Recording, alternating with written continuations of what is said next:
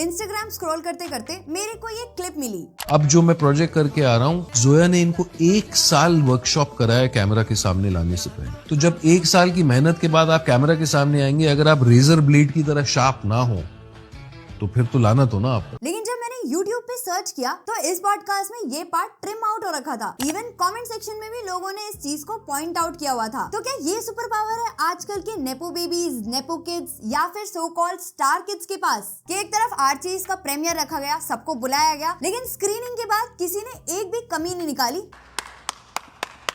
दो ये in star kids की डेब्यू फिल्म थी, लेकिन उसके बाद भी सबके रिएक्शंस यही थे कि पता नहीं क्या ही बढ़िया परफॉर्मेंसेस सबने करी हैं और आर्चीज तो सबको एक एक बेस्ट डेब्यू अवार्ड तो दिलवाई देगी। पर एक्चुअल में जिसने वो मूवी देखी उसे ये असलियत पता है। तो ये नेपोटिज्म की डिबेट तो काफी टाइम से चल रही है, लेकिन इसका एक्चुअल मीनिंग क्या तुम लोगों को पता है? अगर पता है तो कमेंट करके बताओ। बाकी गूगल बाबा के अनुसार तो इसकी डेफिनेशन ये है, पर मैंने एक और क्लिप देखी थी जिसमें यश सर ने इस चीज को बहुत अच्छे से डिफाइन किया था। Acting as if they are blue blood or they are royalty, that is wrong. तो देखो, प्रिविलेज होना तो एक बात होती है, लेकिन प्रिविलेज होके ये सोचना कि कोई ना एक फ्लॉप हुई तो क्या, नेक्स्ट मूवी तो मिल ही जाएगी। जैसे अमिताभ बच्चन के जो ग्रैंडसन है अगस्त्य नंदा, तब तक इनका डेब्यू भी नहीं हुआ था, पर ये ऑलरेडी अपनी second film national award winning director Shriram Raghavan के साथ साइन कर चुके थे। और कुछ ऐसा ही शाहरुख खान की बेटी सुहाना खान के साथ भी हमें देखने के लिए मिला, जब उनको एक फेमस मेकअप ब्रांड का ब्रांड एम्बेसडर बना दिया और एक लीडिंग मैगजीन वोग के कवर पे भी वो आ गई। तो ये सब एक्चुअल में कैसे पॉसिबल हो रहा है कि अभी तक तो ये बॉलीवुड इंडस्ट्री में एंटर भी नहीं हुए हैं, लेकिन उससे पहले ही इनके पास बड़े बड़े कमर्शियल्स हैं और ये ऑलरेडी 2-3 मूवीज के लिए साइन भी हो चुके हैं, जिनके लिए आउटसाइडर्स को रियल में स्ट्रगल करना पड़ता है। तो पब्लिक का स्टार किड्स को लेके ऑब्सेशन या स्टार किड्स का बॉलीवुड के लेके ऑब्सेशन या आज से नहीं बहुत पहले से चलता आ रहा है, लेकिन सच ये है कि पैपराजी कल्चर और सोशल मीडिया के आने के बाद से ये एकदम ही मल्टीप्लाई हो गया है। और जैसे इंडिया में फेस्टिवल्स बहुत होते हैं, वैसे ही अगर कोई स्टार किड लॉन्च हो रहा होता है तो वो भी किसी फेस्टिवल से कम नहीं होता। अब सेलिब्रिटी तो पहले बना दिया, तो जब ये लोग लॉन्च होते हैं तो नेचुरली इनसे एक्सपेक्टेशंस और बढ़ जाती हैं। तो पहला रीजन ही है ऑडियंस एक्सपेक्टेशंस। पहले कुछ ही सुपरस्टार्स होते थे और वो भी साल में 1-2 मूवीज करते थे, लेकिन उनकी मूवीज हिट जाती थी, जिसकी वजह से उस टाइम पे स्टार किड्स को लॉन्च किया जाता था कि धीरे धीरे बॉलीवुड में अपने आप को एज एन एक्टर तो एस्टैब्लिश कर ही लेंगे। लेकिन जब से Hindi film industry pan India level पे काम करना स्टार्ट हो गई है, तब से हर तरफ से कंटेंट आ रहा है और ऑडियंस को मांगता है हाई लेवल का कंटेंट। मतलब जब तक आप जनता को कुछ यूनिक नहीं करके दिखाओगे, तब तक ऑडियंस आपको रिकॉग्नाइज नहीं करेगी। और इसमें तो ऐसी भी जनता है जो ऑलरेडी इन स्टार किड्स के फैन बेस में होती है, तो एक्सपेक्टेशंस और बढ़ जाती हैं। पर जैसे जैसे ऑडियंस समझदार होती जा रही है, वैसे ही अगर कोई स्टार किड मीडियोकर एक्टिंग लेके सुपरस्टार बनने चलता है तो ऑडियंस भी लाइक औकात मेरे। और जब हमें पता होता है ना कि ये स्टार किड्स लॉन्च होने वाले हैं, तो डायरेक्ट कंपैरिजन आ जाता है कि ये तो इतने बड़े बड़े एक्टर्स एक्ट्रेसेस के बेटा बेटी हैं, बड़े बड़े इंस्टीट्यूट्स, एक्टिंग स्कूल्स, इन सबसे सीख के आए हुए हैं। तो सबको ये क्यूरियोसिटी होती है कि देखें तो ये क्या करके दिखाएंगे, या फिर ये अपने पेरेंट्स या ग्रैंड पेरेंट्स की लेगेसी को आगे ले जा पाएंगे। तो एक प्रेशर तो इन पे रहता ही है कि हाँ, हमें परफॉर्म करके दिखाना है। लेकिन अगर वो इस चीज को लेके सीरियस ही नहीं होते तो रिजल्ट कुछ ऐसा होता है।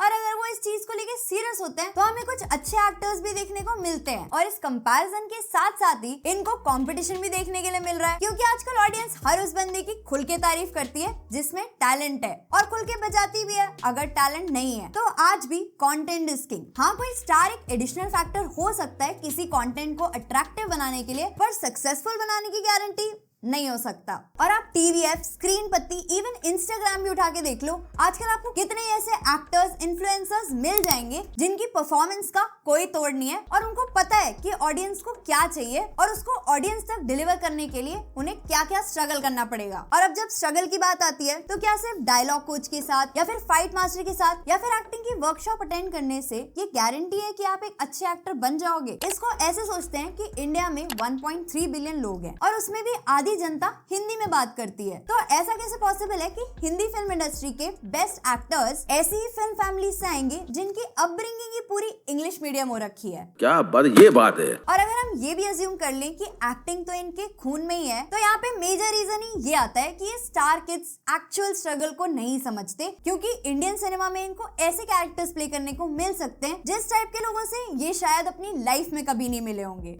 मुझे घर जाना है। इसीलिए ये कैरेक्टर को नहीं नहीं समझ पाते और ये नहीं समझ पाते कि ये कैरेक्टर कैसे सराउंडिंग में डेवलप हुआ होगा। तो जब ऑडियंस से कनेक्ट या रिलेट ही नहीं कर पाओगे तो ऑडियंस तुम्हें कैसे एक्सेप्ट करेगी। और ऐसा नहीं है कि किसी भी स्टार किड ने रिलेटेबल बनने की कोशिश नहीं करी। जब वो ऑडियंस से रिलेट किए तो उन्हें जनता का पूरा प्यार मिला। अब जिन लोगों ने शाहिद कपूर को हैदर मूवी में या फिर रिसेंटली आई वेब सीरीज फर्जी में देखा हुआ है तो उनको वो कैरेक्टर कहीं ना कहीं देसी लगते हैं। इवन वो ऐसे कैरेक्टर्स से रिलेट कर पाते हैं और तभी हम एज एन ऑडियंस इन एक्टर्स की ऐसी परफॉर्मेंसेस को प्रेज करते हैं। अब जो नेक्स्ट रीजन मुझे लगता है कि हमारे माइंड को ना ट्रेन ही ऐसे किया गया है कि हाँ स्टार किड्स हैं तो ये ना हमें हमेशा ही लीड रोल में देखने के लिए मिलेंगे और शायद इसीलिए ये कभी किसी नई चीज पे एक्सपेरिमेंट नहीं करते, ना ही कोई नेगेटिव रोल लेना चाहता है और साइड रोल तो बिल्कुल भी नहीं। पर जब आप किसी मूवी या वेब सीरीज में लीड रोल में होते हो तो आपके ऊपर एक्स्ट्रा प्रेशर होता है क्योंकि आपकी परफॉर्मेंस पे सबसे ज्यादा फोकस होने वाला है। अब जिनके पास एक्टिंग का पुराना कोई एक्सपीरियंस ही नहीं है, जिन्होंने एक्ट ही सिर्फ स्कूल के ड्रामा प्लेस में किया है, तो लीड रोल में खुद को प्रूव करना और भी ज्यादा टफ हो जाता है। और इसीलिए बहुत से स्टार किड्स को ऐसा लगता है कि वो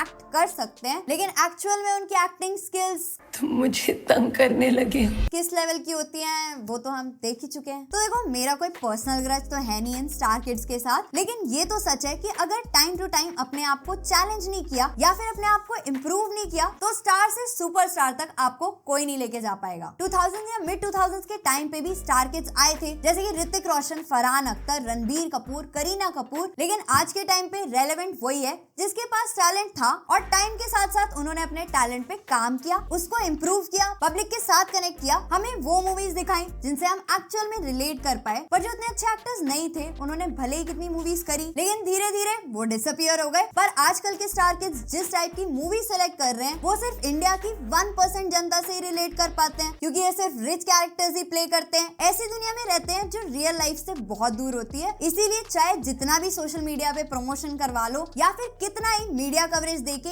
इनकी प्रेजेंस को बढ़ा दो, लेकिन लॉन्ग टाइम में तो वही चलेगा जिसके पास एक्चुअल में टैलेंट होगा। तो इससे पहले कि ये वीडियो भी कहीं से ट्रिम आउट कर दी जाए या फिर रिमूव ही कर दी जाए या फिर इस वीडियो पे भी कोई कंट्रोवर्सी या झगड़े मच जाए, उससे पहले आपका क्या ओपिनियन है वो आप मुझे कमेंट सेक्शन में जरूर बताना। बाकी आपको वीडियो कैसी लगी कमेंट सेक्शन खुला है तो कमेंट करके जाना और अगर कहीं से भी रेलेवेंट लगी तो वीडियो को लाइक करके अपने फ्रेंड्स एंड फैमिली के साथ जरूर शेयर करना सो दैट मैं आपसे जल्दी मिल सकूं नेक्स्ट वीडियो के साथ। तब तक के लिए गुड बाय।